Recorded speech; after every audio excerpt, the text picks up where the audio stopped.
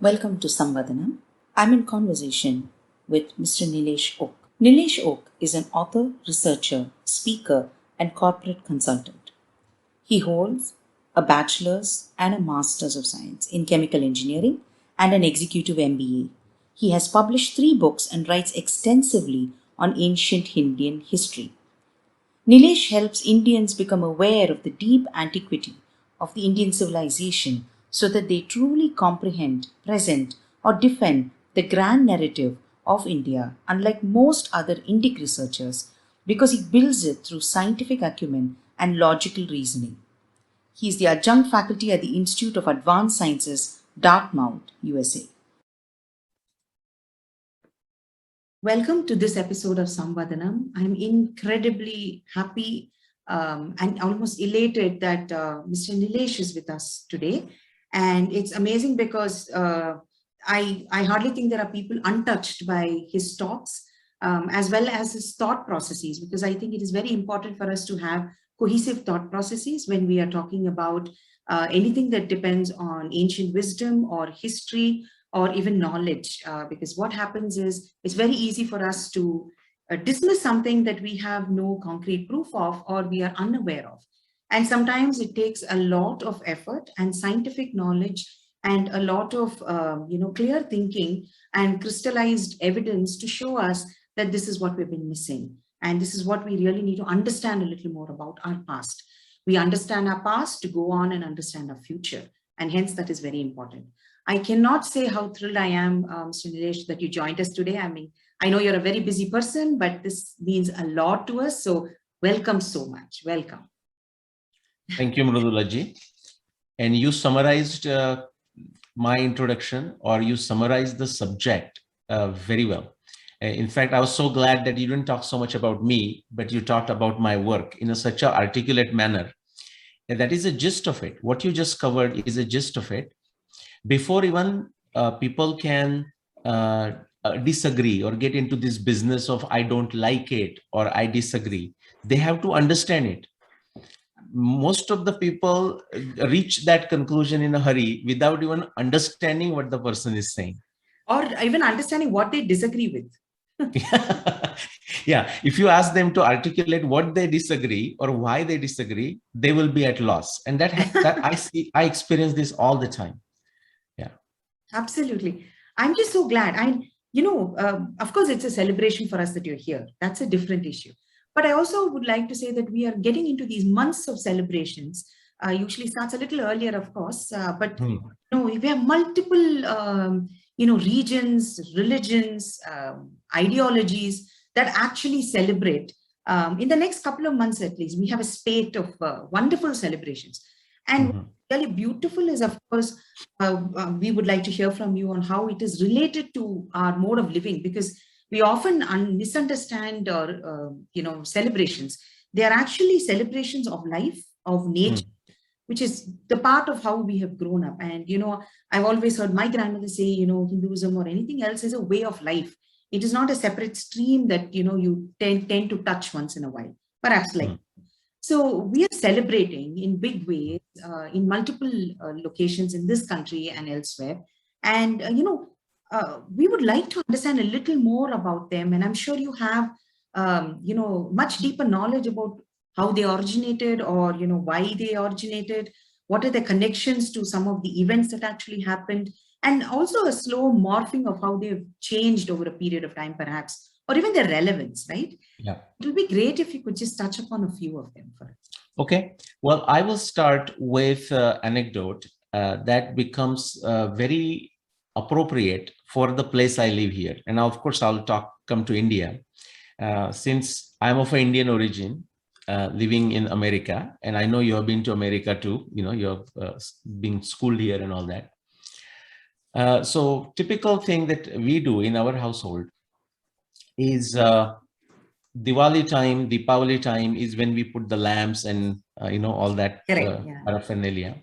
So when we put it at the Diwali time, we actually don't take it away until the 1st of January. Right. So Diwali, it begins like with our celebration, and today we will end with the significance of Diwali and Deepavali and how it has evolved in an Indian tradition. Right.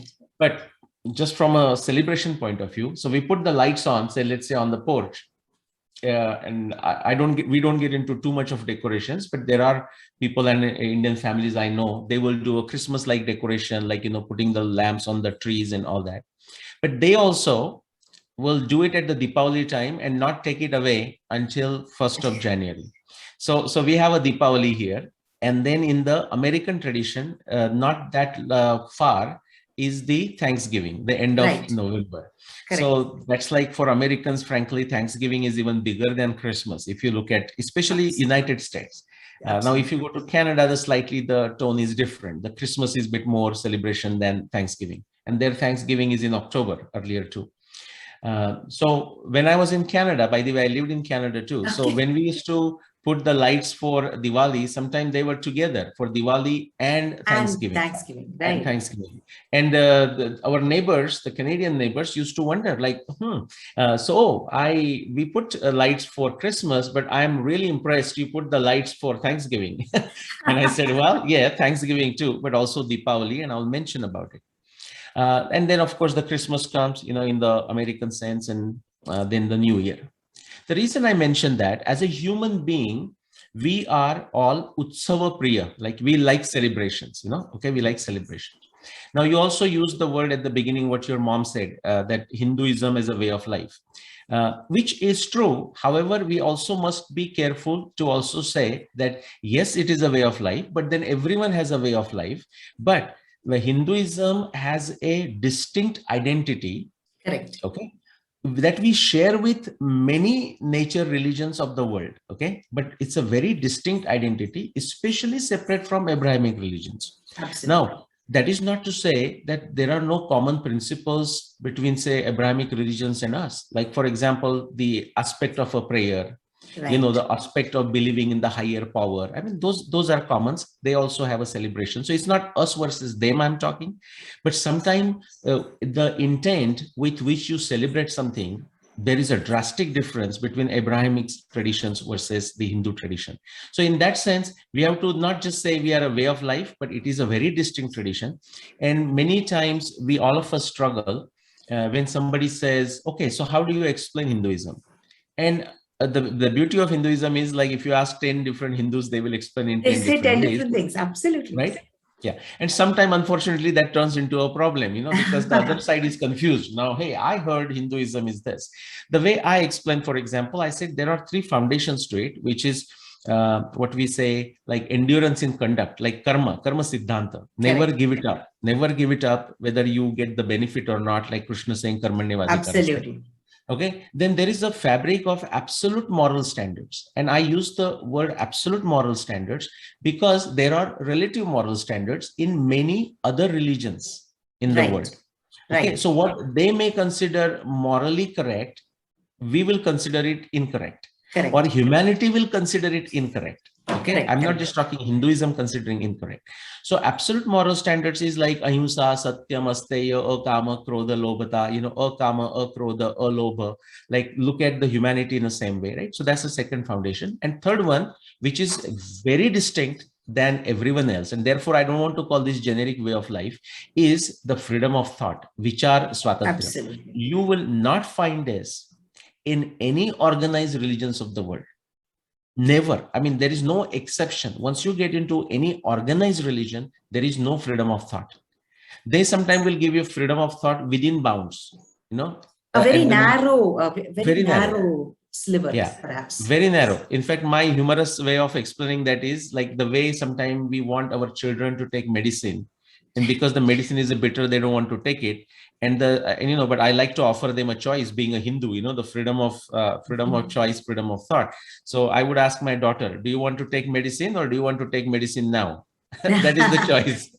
So sometimes the freedom that the other organized religions will offer is like that. So that's the basis. But your question was not about that. Your question is because this is a celebration time, of course, in India also. I don't know. Let me ask you, where would you say the celebration, for example, the area that you are in, says southern part of India, where would you say as a celebration time begins? Like, of course, there are celebrations throughout the year, so it's very Absolutely. difficult to cut it. But where would you say? Like, for example, in Maharashtra, I would say it's sort of a Ganesh festival. And Correct. then from there, it will continue up to Deepavali. That's kind of a celebration. So I have noticed, of course, we celebrate multiple events, Correct. but I think the major celebration starts off in Navratri, and we then go into, of course, Deepavali. But also for us, it's very important, that is Pongal or Shankranti. And that is a very, very major celebration for us.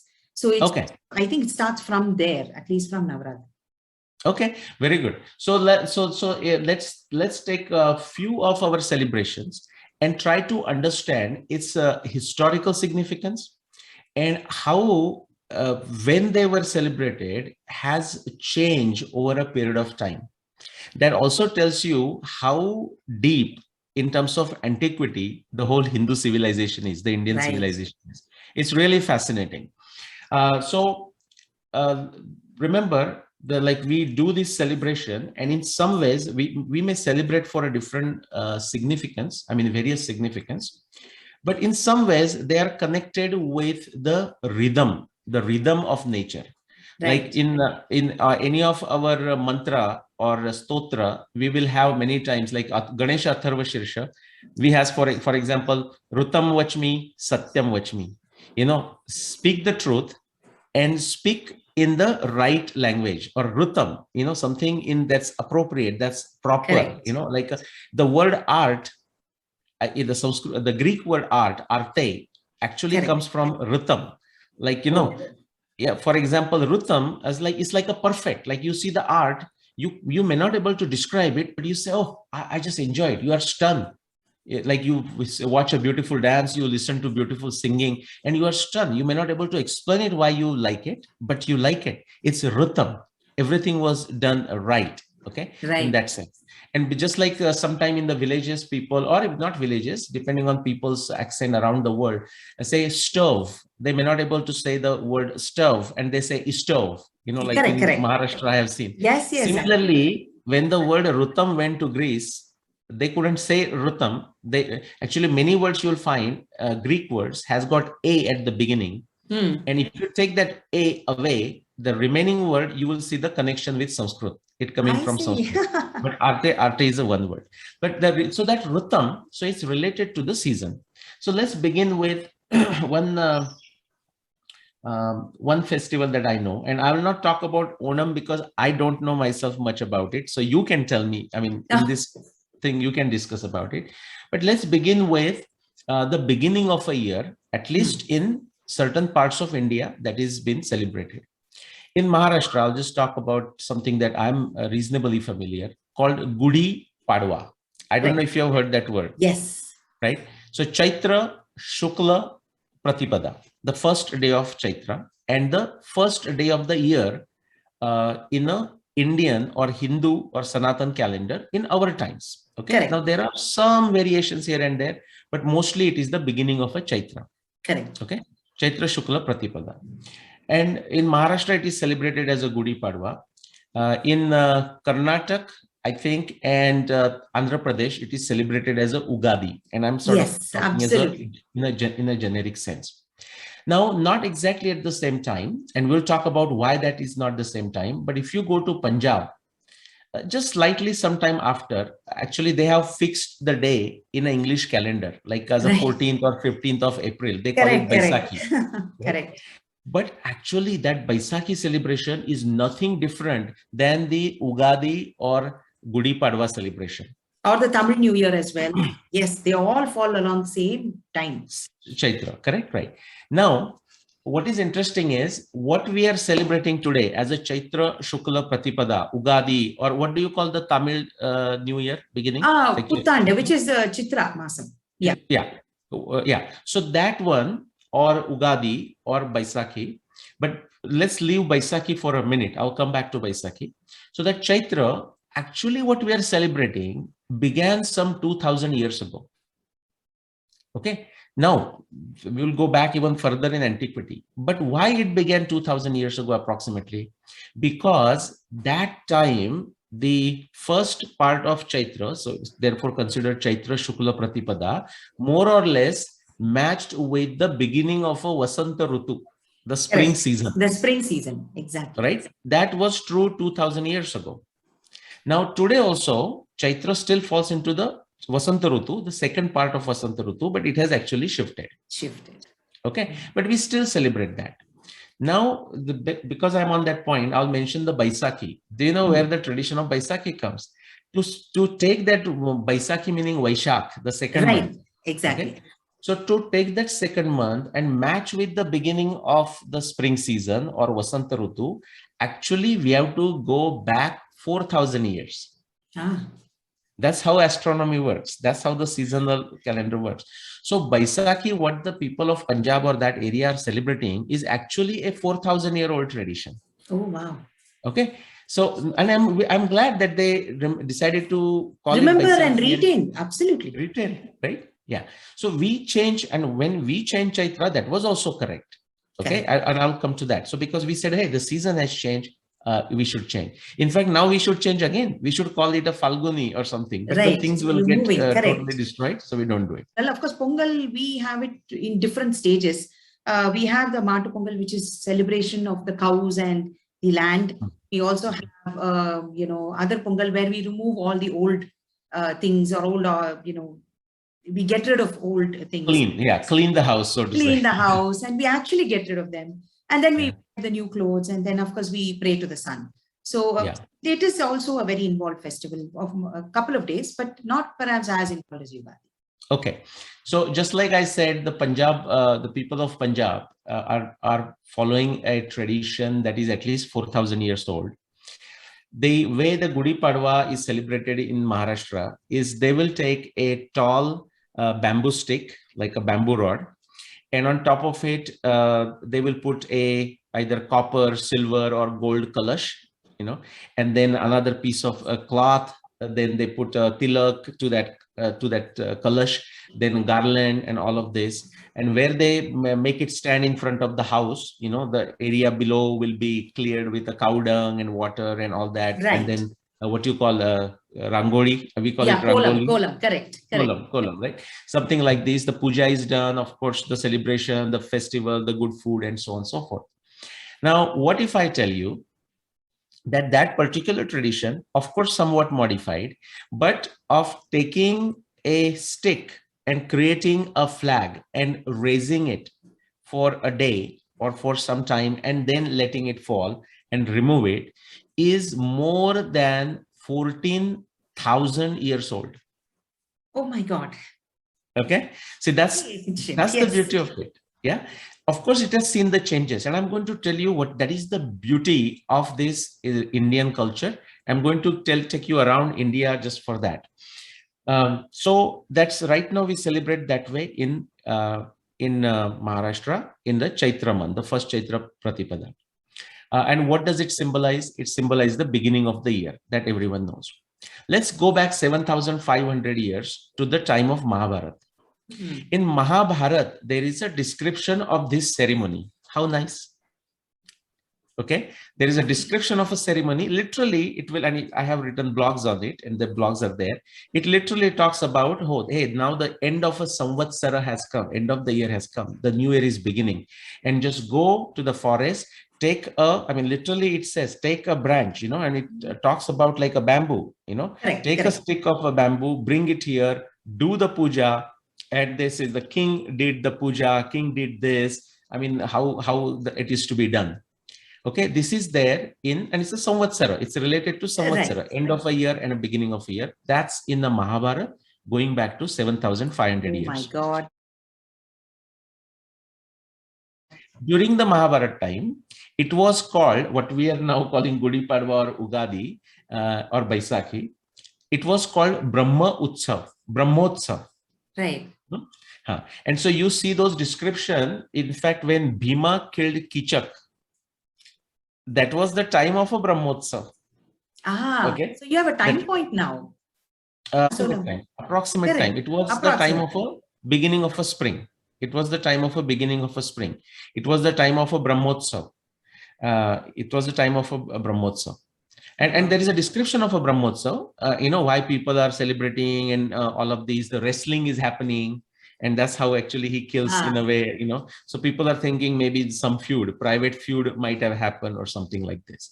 Now, let me take you multiplication of 7 and take you back to 14,000 years to Ramayana.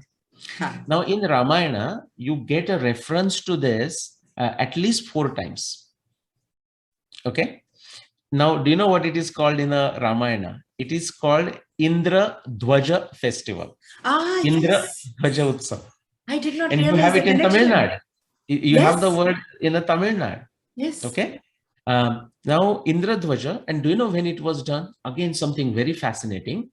I'm telling you how we continue to celebrate this same ancient tradition, but the things are going to change somewhat because of the season, because seasons are changing. The timing of a lunar month and a season is changing. Okay. Correct. In the Ramayana times, the 4 plus references I'm referring to, the Indradhwaj festival, Indradhwaj Utsav, was celebrated during the lunar month of Ashwin, which is when now we do the Navratra. Correct. Now, what is one difference? That time, 14,000 years ago, the way astronomy works, the lunar month of Ashwin used to occur at the Vasanta Rutu. I see. Okay. Huh? Yeah. And the last fun thing before you get bored on the Gudi Padwa thing. Okay.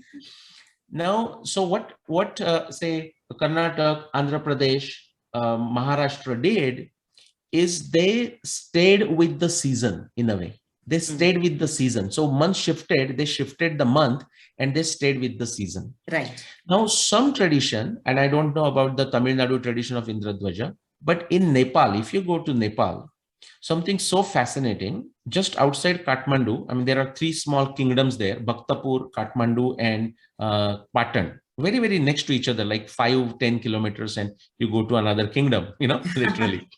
And in Patan, they celebrate something called, guess what? Indradhwaja festival. Okay. It goes by the same name, Indradhwaja. Okay. And the celebration is exactly like a Gudi Padwa. It is a long tree that they cut. On the top of it, there is a kalash and a cloth and a garland and everything. It's called Indradhwaj, Indra Jatra. They call it Indra Jatra. And do you know when it is celebrated? It is celebrated in that Ashwin Bhadrapad time frame. So what they did is they stayed with the month. With the months, right. Which also tells you that they stayed with that tradition for 14,000 plus years. Exactly.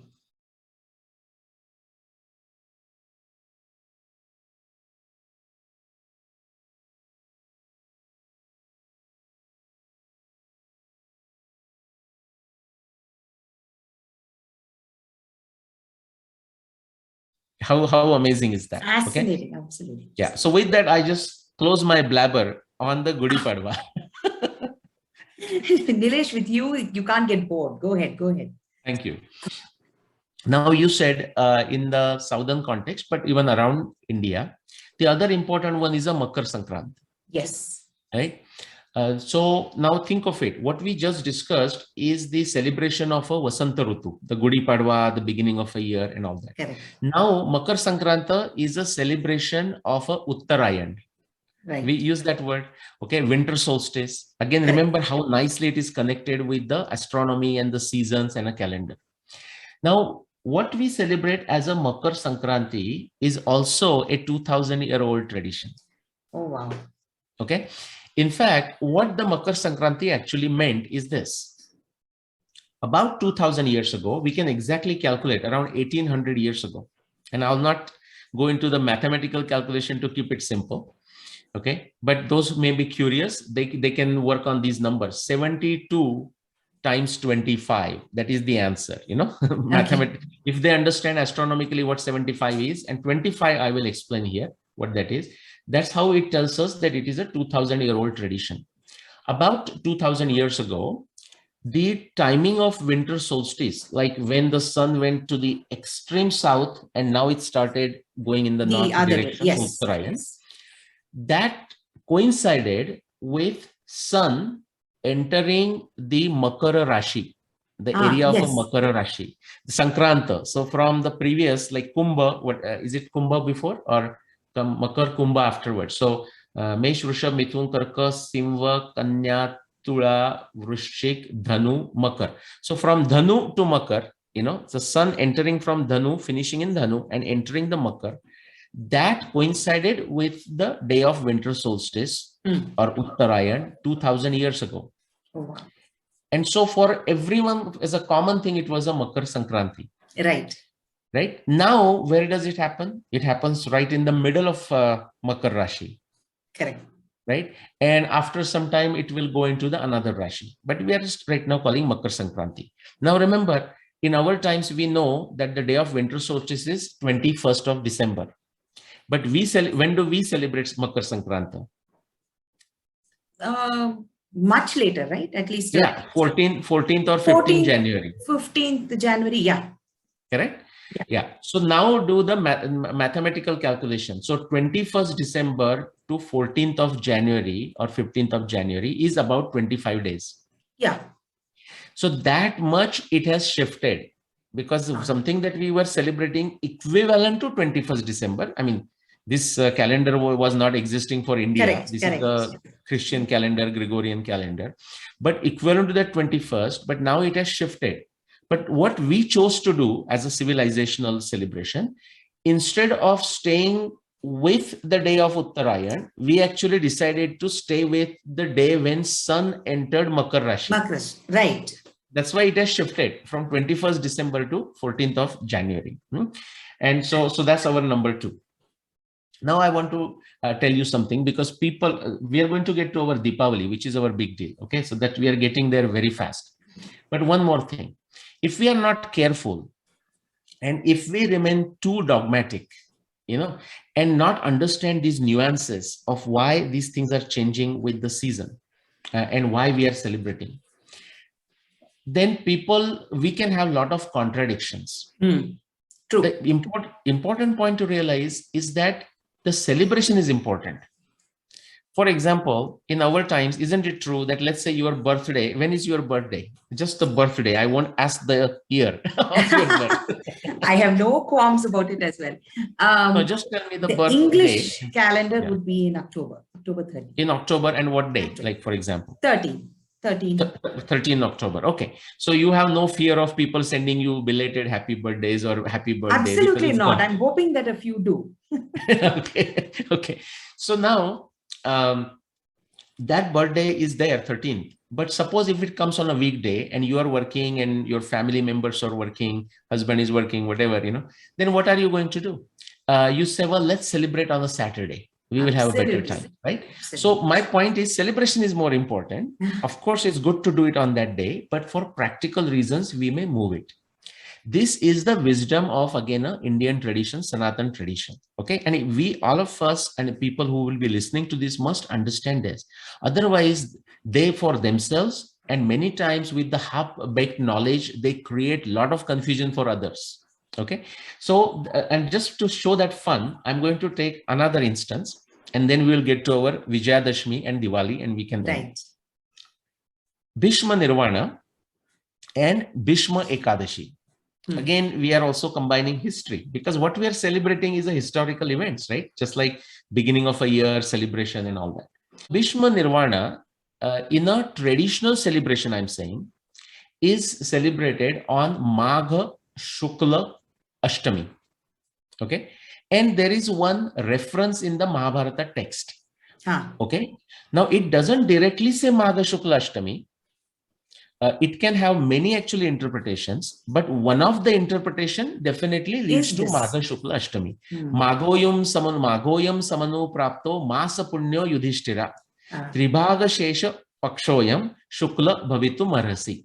Tribhaga shesha shukloyam paksham bhavitu marhasi. That's what Bhishma is saying.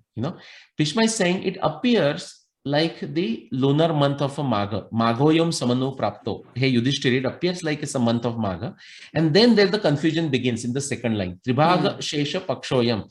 The three parts of what? 3 parts Exactly. of the fortnight, 3 parts of the month. And then there is another confusion, whether the 3 parts are gone or 3 parts are remaining. Right. And then even the Shukla Paksha, what exactly Shukla Paksha means, what exactly Krishna Paksha means, we'll not go into that. Right. Because of that second line, there that particular verse can be interpreted with at least 8 different outcomes. And I have shown that in my book. Okay. But the point I want to do it, one of the outcome definitely can be seen as Magha Shukla Ashtami. And that's how we celebrate Bhishma Nirvana.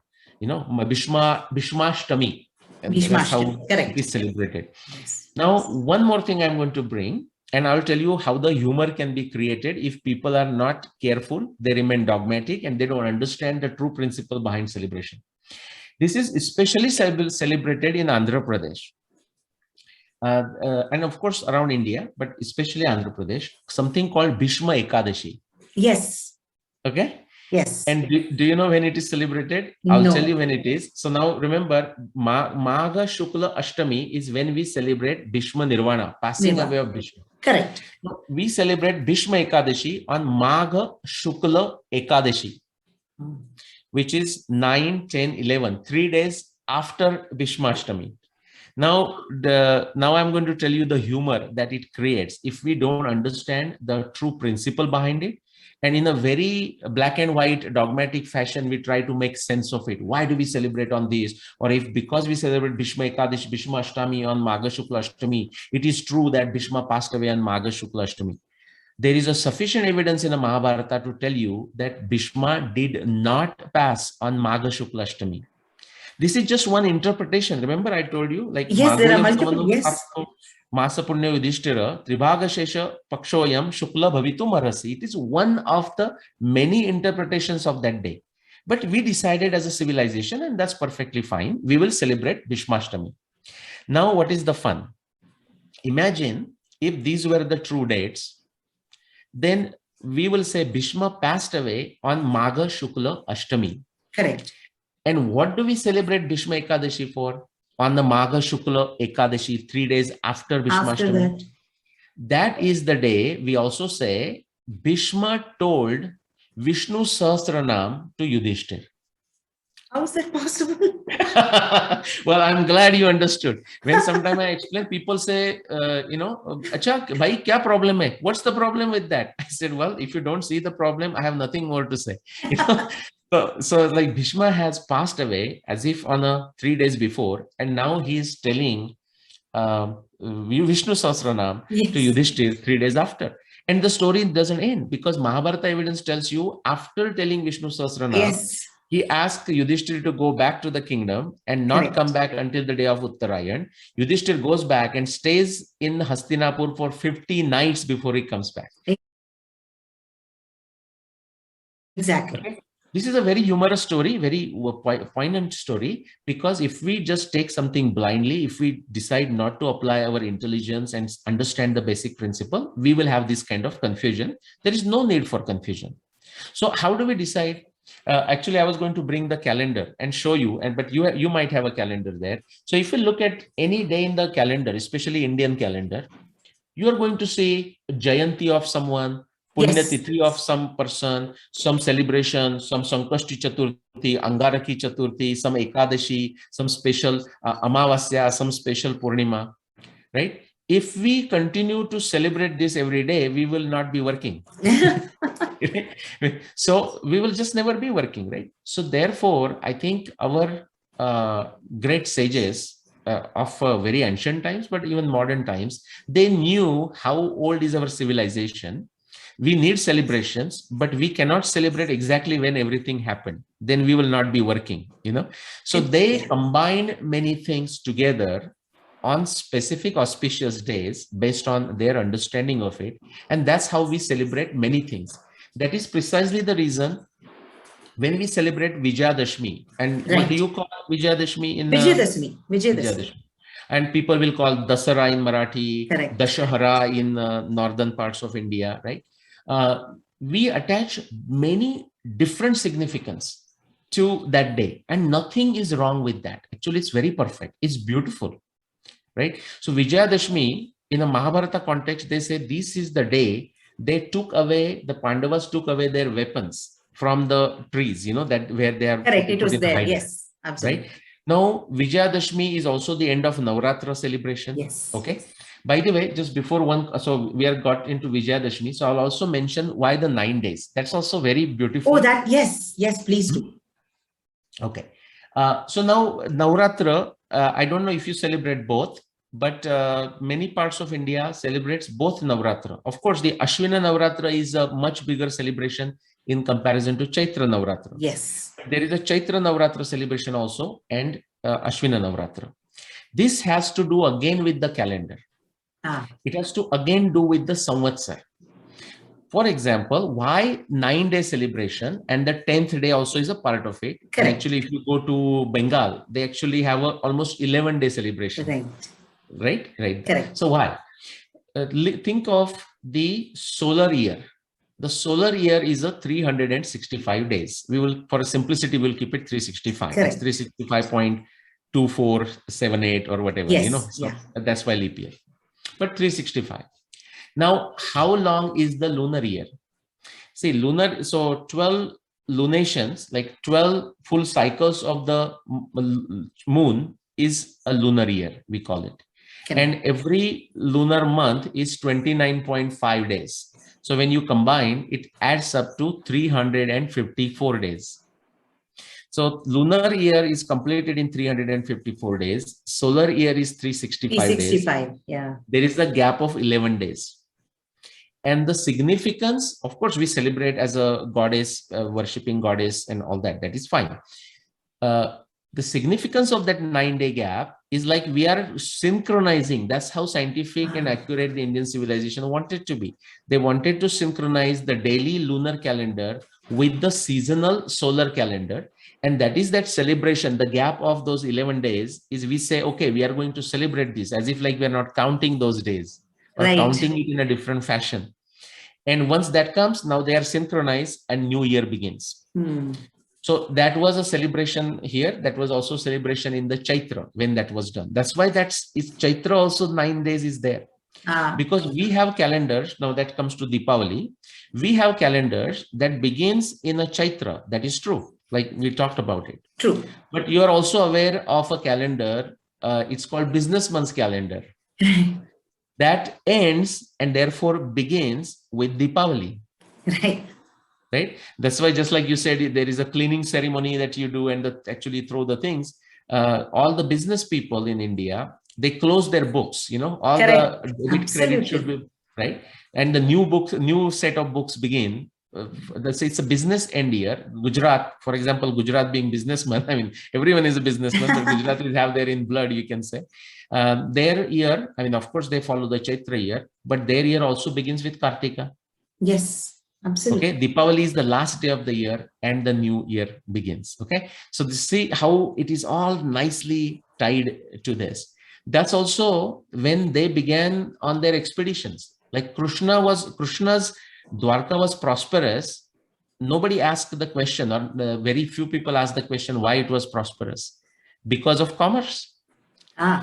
It was a port city. Absolutely. Dwaravati. Right. Now we call gateway of India, Mumbai. It was a Dwaravati. It was a gateway to India, was a Dwarka, Dwaravati, the gateway, that was it. And from there, so you find Gujaratis, their astronomy very sophisticated, just like a Tamil astronomy, because Tamilians are also going around the world, Absolutely. Right? Yeah. Pumpuhar. Do you know Pumpuhar port is now Ramaswamy has shown to be more than 20,000 year old? Exactly. Right. Yeah, that's how it is. That's how it is going on, so it's like that. Now, one last instance I want to connect. So we talked about Vijayadashmi, why we celebrate for many reasons, but also the astronomy and a calendrical reason.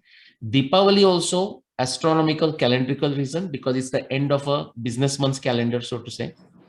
Now, in our civilizational celebration, as I said, we attach many of our historical events, and we use these celebrations driven by Rutam, the season, to remember. Because if we forget our history, people can make us slaves. That's what British did. Okay, that's True. what even the offensive Islam did to India, like made us forget our things. You are not allowed to think of your own things, So we have to remember, and so we do remember. Now, two things that are attached with Vijayadashmi and Deepavali, and that has caused a lot of confusion. So that is my last point I want to talk about. And then if you have any questions, we'll ask or we can end. Vijayadashmi is also celebrated for in most part of India, at least in the people's psyche, as Rama killing Ravan. Yes. Right? And therefore, there's at least in the north, you will see the Ravana effigy is done and burned. Yes, absolutely. Right? It is a victory of good over bad and so on. Now, we will not go into that discussion, but Ravana was an amazing personality. If anybody reads Valmiki Ramayana, amazing personality par excellence. Okay. Absolutely. Right. And my good friend, I don't know if you know him, Bala Sankuratri. Bala Sankuratri has written a book. My name is Ravana. Ravana. Right? Yeah, he's from Hyderabad. So wonderful book. And using references from the Valmiki Ramayana, but also Puranas. He has written the story from the Ravana's perspective, but not in the modern stupid and foolish postmodernist nonsense. It is based on the Puranic version of it, like a Jai Vijaya and that kind of correct thing. Correct. Yeah, the point is, Ravana was a very, very fabulous. In fact, there are descriptions when first time Ram sees Ravan, Ram is absolutely fascinated. Like, a sight to behold. That's how Valmiki describes it, like totally impressed by the Ravana's aura, that's what it is. Now, of course, Ravana made that one mistake and paid a very heavy price. But what an artist, what an artist. Yeah. Deliberate artist. Right. And if we do another time, I'll talk about some of the theories of my co-researchers who has a theory that in a way actually, and people will imit those people who don't, who refuse to read, they will say, oh my God, is this another postmodernist nonsense? But I'll tell you, actually, there is a lot of substance to it, although there is no explicit reference anywhere, is that possibly he cured some of the conditions of Sita. Okay. Yeah, he was also a medicine man, just like he was an instrumental Ravana Veena. He was also medicine man, he was a powerful chemist. He was that's why multifaceted, yes. That's why Dashagriva, right? That's why the 10 head. So much knowledge, 10 heads, But people physically take it as, just heads. No, it's also knowledge that each of those heads contained, honestly. Correct. But of course, if it was people who read Valmiki Ramayana, there are descriptions of as if many heads appearing, because even if Rama was killing, he was not getting killed. Each kept appearing, absolutely. Right. At the same time, when Ravana is sleeping and when Hanumana sees him, Ravana is perfectly described with a one head and two hands. Anyways, that's a side matter. But back to our discussion of celebration of Vijayadashmi as when Ram killed Ravan. And then Deepavali is celebrated also, many other significance like Lakshmi Pujan and whatnot, but it's also celebrated as when Ram returned to Ayodhya. I don't know if you know that, but in the north, it is celebrated as when Ram, Deepavali Day, Lakshmi Pujan Day, Amavasya Day, as a Ram returning to Ayodhya. And in fact, in the north, they will understand this, all the lamps that we put, Deepavali, the line, is like because it's Amavasya and to welcome Rama, they have put those. See, that's how they interpret that, Okay. Now, this also creates, again, just like that Bhishma Nirvana, like a Bhishma Ashtami and Bhishma Ekadashi, if you don't understand this in a proper historical context, it creates a lot of confusion. Okay, so I'm going to explain that and we can stop. Now, just to tell you the facts. Based on the Valmiki Ramayana evidence, we can say with a full confidence that Ram did not kill Ravan on the day of Vijayadashmi. The day of Vijayadashmi is Ashwin Shukla Dashmi, right? Ashwin Shukla time. Ram did not kill Ravan on Ashwin Shukla Dashmi or Vijayadashmi day. The day Ram killed Ravan was actually the end of Chaitra and it was a Amavasya. Okay. Okay, Chaitra Amavasya. So Right. Chaitra Purnima and 15 days more at the end of that. Okay. Now remember 14,000 years ago. So actually the season was similar. So what we are celebrating today is matches with the season of when Rama killed Ravana, but not the lunar month. Actually, we do Ashwin. There it was Chaitra, end of Chaitra. And the evidence is so clear. There cannot be any confusion to anyone that Ramu killed Ravana on a Chaitra Amavasya, the last day of Chaitra. Now, after that, Ram took Pushpak Viman and he came to ashram of Bharadwaj. He comes on the day of a Vaishak Shukla Panchami. Okay. It is also very clearly mentioned in Valmiki Ramayana. The next day, he meets Bharat in Ayodhya. He meets Bharat in Nandigram, and from Nandigram, they go to Ayodhya. And very clearly, Ram says that. He says, today is a Panchami. Tomorrow, tell Bharat that I will meet him tomorrow on the Pushya Nakshatra in Ayodhya. And that also tells you it was a Vaishak Shukla Shashti. So when Ram returned to Ayodhya is a Vaishak Shukla Shashti, and not Ashwin Amavasya when we celebrate. As we celebrate, yes. We celebrate Deepavali. Okay. And how much is the difference there? It's a difference of 7 days. So Vaishak Shukla Shashti and Chaitra Amavasya, it's a difference of 7 days.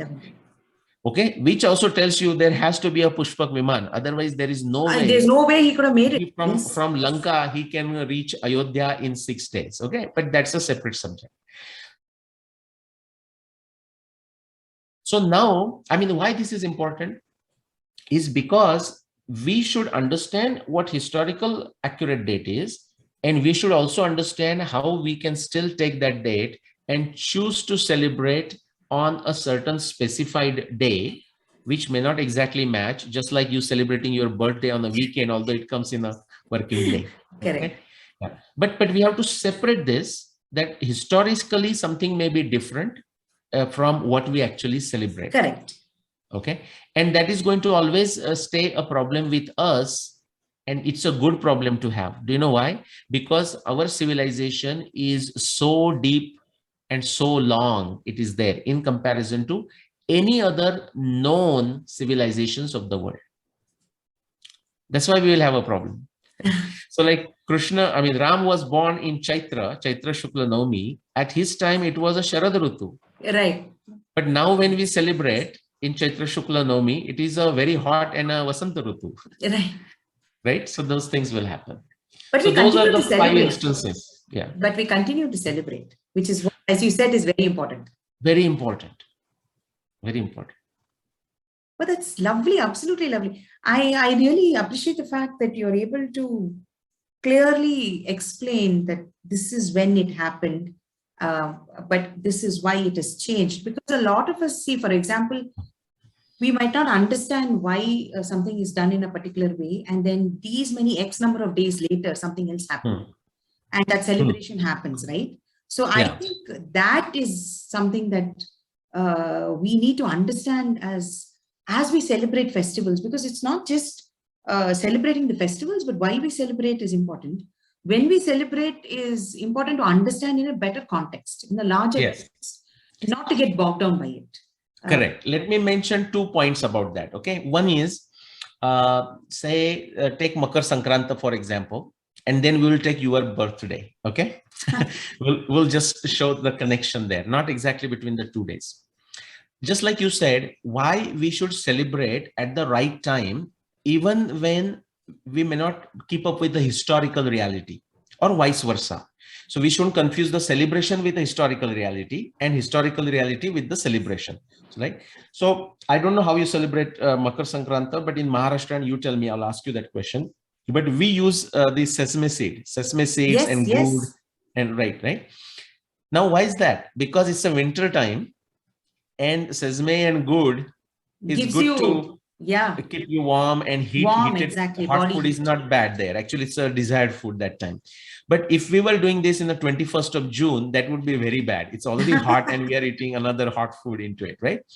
So when we we celebrate with a specific things like specific food, Correct. specific way we are doing things, whether we take a shower with a hot water or a cold water. Oh, and absolutely. right? That determines where you are, when, which season you are in. Absolutely. Correct. So we want to preferably align the celebration or how we do celebration with the season. Okay. With the season. In the cold season, we want to do appropriate things for a cold season, and hot season, we want to do appropriate things.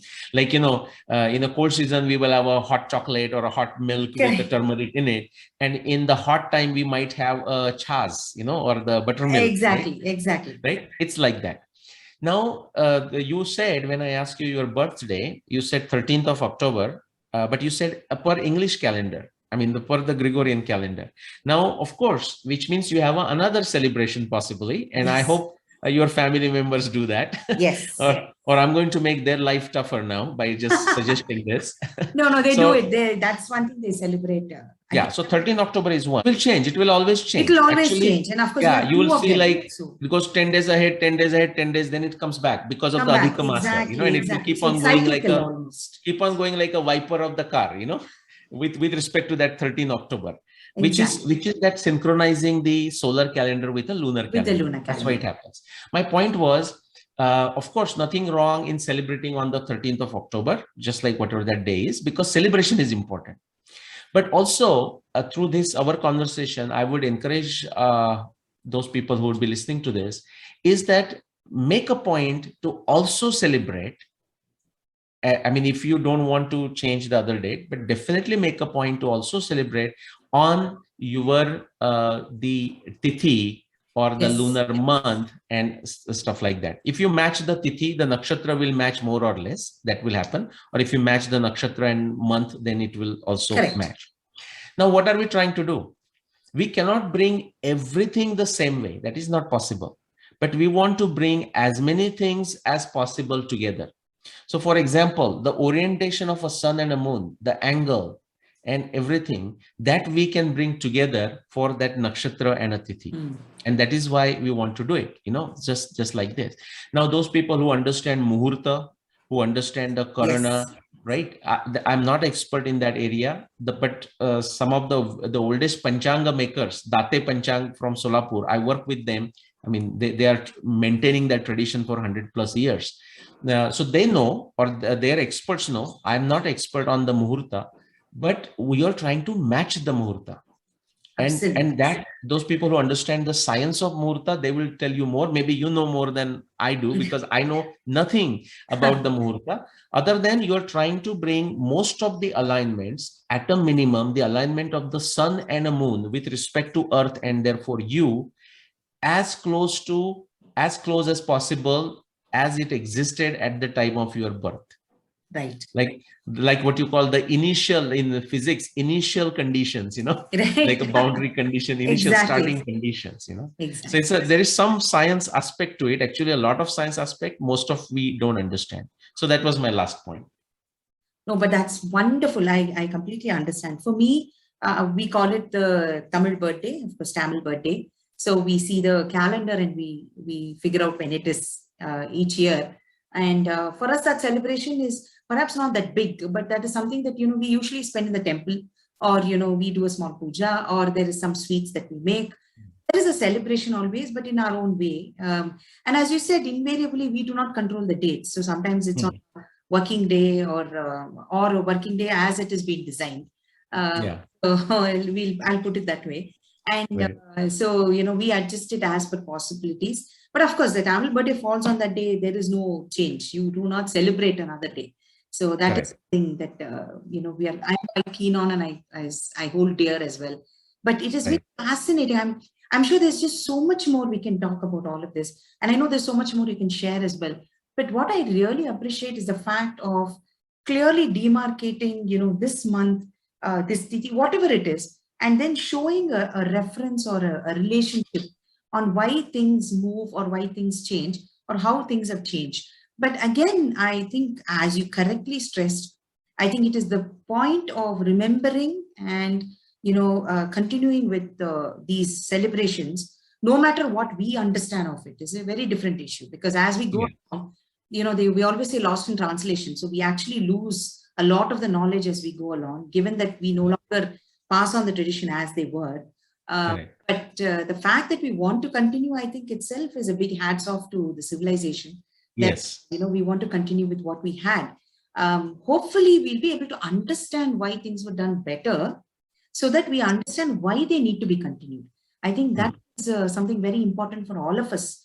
Not people perhaps who are studying and who are continuing to disseminate knowledge, but it's also to people who come in with absolutely minimal knowledge on this and question the reason why we do it. So I think it's important to understand why it was done or where it was done and why we need to follow it as well, or the concepts behind it. And to a large extent, I think the core of the idea is still maintained. I think that is a beautiful thing. The core of it is maintained. I think all the paraphernalia changes and all the way we want to celebrate changes. We decide we want to celebrate a particular way. We decide this is perhaps not a tradition that we want to still follow. But I think the kernel still continues. And ultimately, it is bringing people together. And I think that is the only thing that we look at. No matter which way, it brings people together. They celebrate something. Given that, our years are getting tougher, times are getting tougher, I think these make such a huge difference. I cannot thank you enough, Nilesh. I'm sure we have hours to talk about, and enthusiasm and, just your excitement to connect them and say, hey, here's a eureka moment. And for a lot of us who have not this depth of knowledge, or perhaps the inclination to go into this depth of knowledge, this really helps, because we see this larger picture and then we say, how is it that I missed the connections, or how is it that I missed the significance? And I think it's a very beautiful idea to connect dates, astronomy, or the logical reasoning behind each of these to why they were celebrated. And I just hope that we continue. So I cannot thank you enough, Nilesh. It was such a wonderful, wonderful time. It was my pleasure. Thank you so much. And happy Deepavali and happy belated birthday. Thank you so much. Yes, I'm accepting my English birthday as well as my birthday, both birthdays. More celebrations. More celebrations. Why not? Have spaces to celebrate. Thank you so much, and wish you a wonderful Deepavali as well. And such a wonderful talk. And thank you so much for the knowledge and the share. Thank you.